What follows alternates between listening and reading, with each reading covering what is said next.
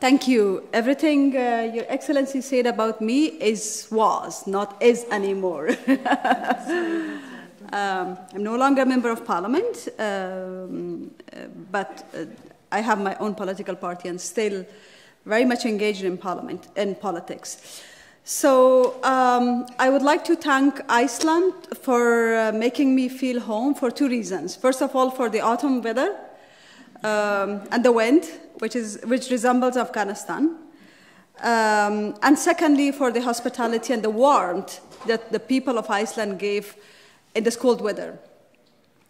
For somebody who came almost half a world away to be here in this conference today, I would like to thank the organizers for the very timely event that the world so much needs to hear about peace. We are here today as world citizens who share common values. We are here today to cultivate the common ground and find a common way of fighting inequality, injustice, and ignorance. We are here today to vow for our presence everywhere, including of crossing boundaries and limits that are set for us. We are here today to enter the no-entry zones that are set for us and sometimes also accepted by us. We are here today to break those boundaries and limits and set examples that we can. That we can enter the no-entry zones, that we can enter the red lines. We are so different, but yet we are so similar. It's only the experiences of where we grow and how we grow that makes us different. It's only the way of fighting the odds of today's world that probably makes us different. They say the world could have been much better if it was led by women. Anybody disagree with that in this room? No.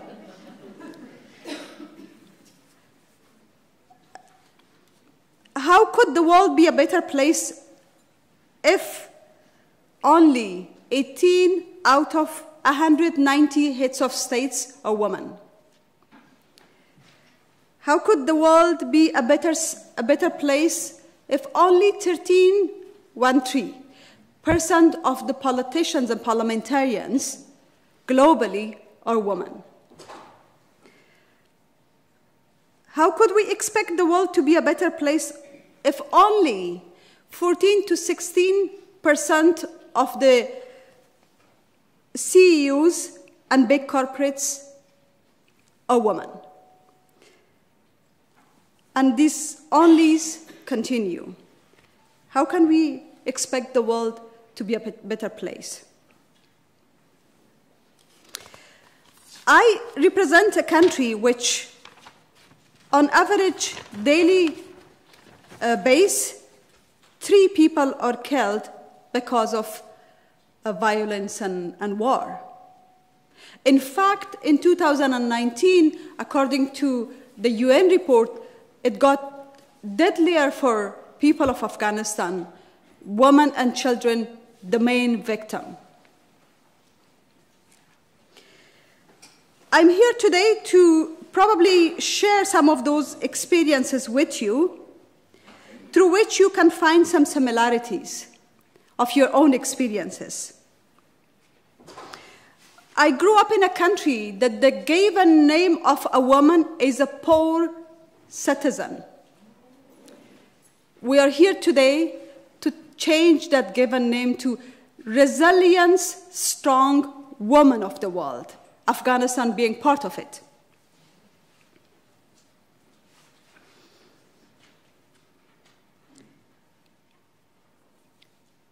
I am a victim of war.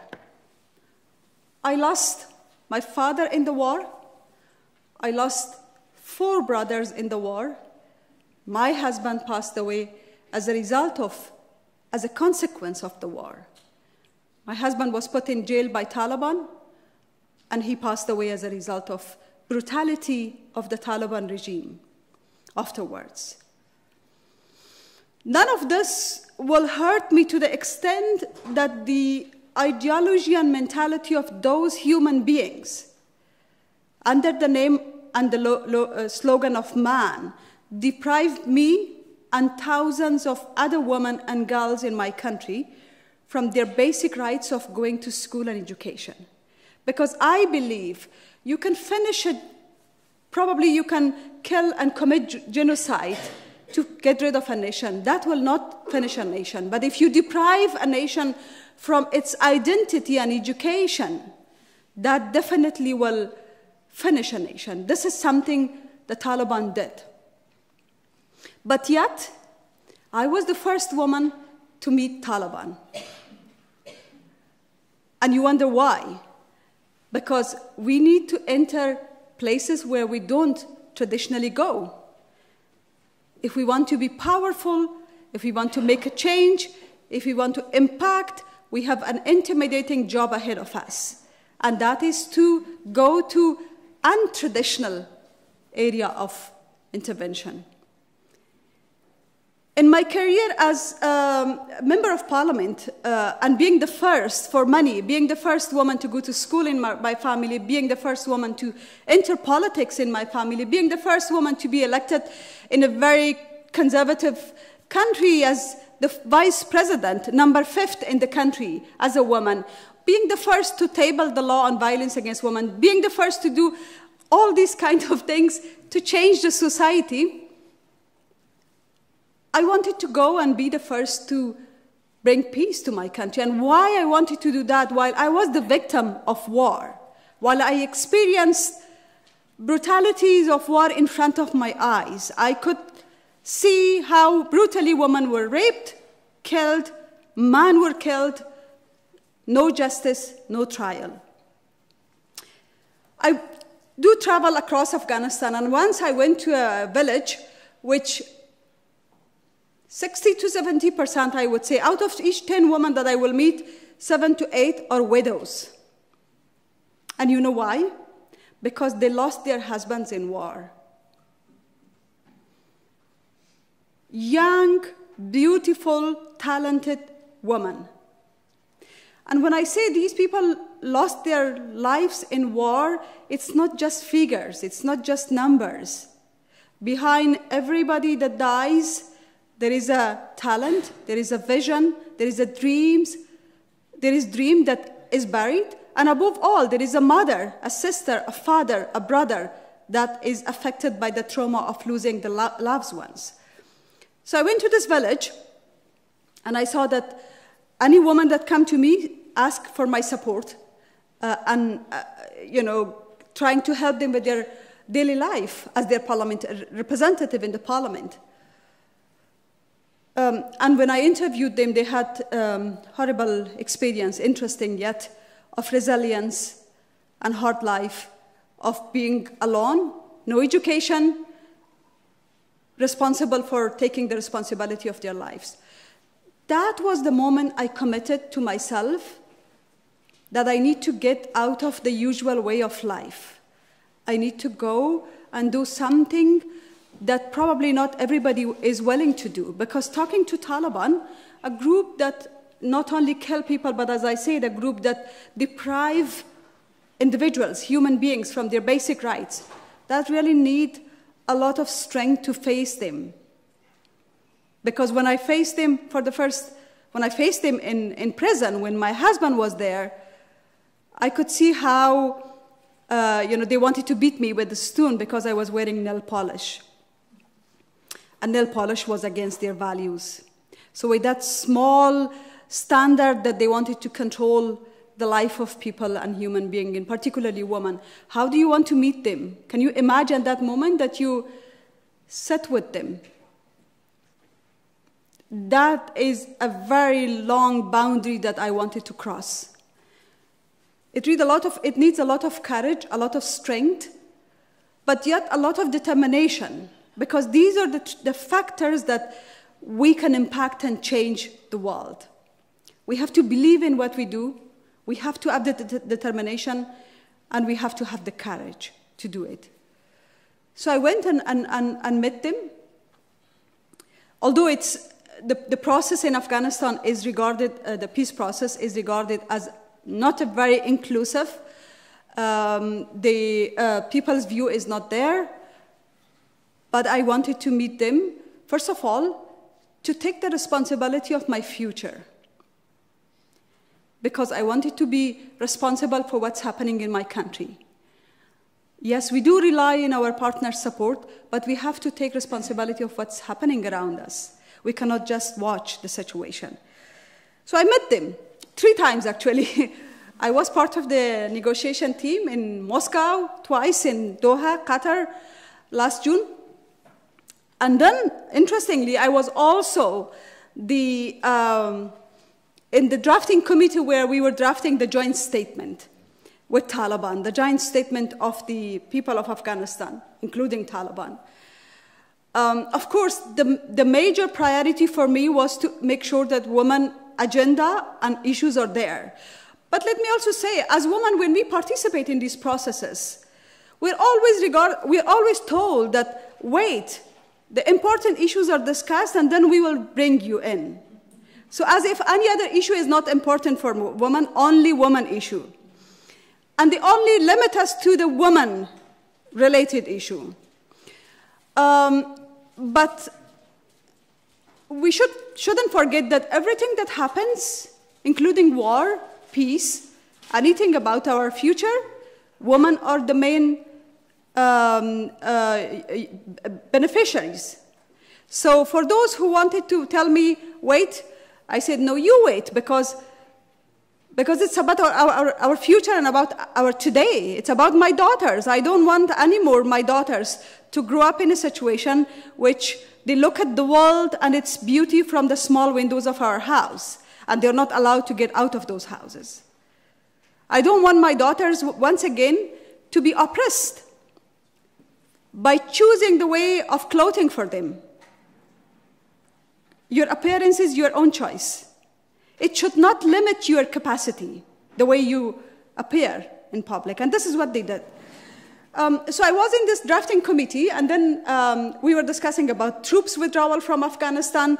And in the morning, we also heard about military peace or militarized peace. Probably most of you, as women rights activists and human rights activists and peace activists, you would be surprised to hear our scenario of version of the scenario is that, yes, we need human peace, but sometimes, if you don't have a military force, you may lose whatever you have. For instance, I know that some of you probably as world citizens, you have had troops from your country who fought in Afghanistan and continue to fight in Afghanistan, and you are against it because your version of peace activism is different than the ground realities in Afghanistan. But by fighting, they allow a school for girls to be open. They allow a group of women to benefit their basic rights of work. So it's a very contradictory values that we have to look at each country's own context and not try to impose our own context to different regions and different countries, because the realities on the ground is different. So when we were discussing about all these important issues, and then it was like 13 hours of discussion in one room, meeting with those people who wanted to beat you and did not accept you as an equal rights human being. Can you imagine how stressful and tense the environment would be? And then when we were towards concluding the day, I asked the delegation to include one article, which is protection of women's rights according to international principles. And then they say, no, Ms. Koofi, we don't accept international human rights principles. Well, Taliban are not the only group that I heard this from them. There are other people who are global citizens. They live in democracy, in very old and rich democracies, who believe that women's rights in Afghanistan is their own issue. We cannot have double standards. We cannot have double standards. We cannot say women in Afghanistan don't deserve to live a life that they want to, but women in other parts of the world, they deserve that. So it is a long way ahead of us in Afghanistan, and we need international support. There is an invisible power of unity that you don't see, but we have to bring that invisible power and support each other. In the morning, there was a discussion about how can the Nordic countries' women support women of other countries that are in conflict. I think, first of all, we have to make sure that women are there in the negotiation. Because sometimes people ask me, how are you, not only me, other fellow citizens from Afghanistan, how are you feeling, how are you facing all these challenges? The moment I start thinking about that, like, I'm just a woman, the problems get more and more. Because sometimes as leaders, we have to have genuine leadership. And leadership is not only political leadership. In any area, we have to use our hearts instead of our minds. In leadership, sometimes you have to create vision that probably it will not be liked immediately. But you have to look ahead, be straightforward, and be steady on what you want to do. So therefore, I think for this version of our story, what we want is unity, support on common issues that we fight for. The responsibility on our shoulder is, instead of despairing on the lives that are lost, we have to unite to protect the lives that need our support. Lately, I have started a campaign because I believe the answer for all of this is education. If we spend millions of dollars to produce weapons, half of that if we spend to have quality schools and education, I'm sure the world would be a better place and a different place. So what I have started to respond to the Taliban ideology of keeping women home is to send more women, sponsor more women to higher education. And if you want to join me for that, go to GoFundMe and support me. Thank you very much.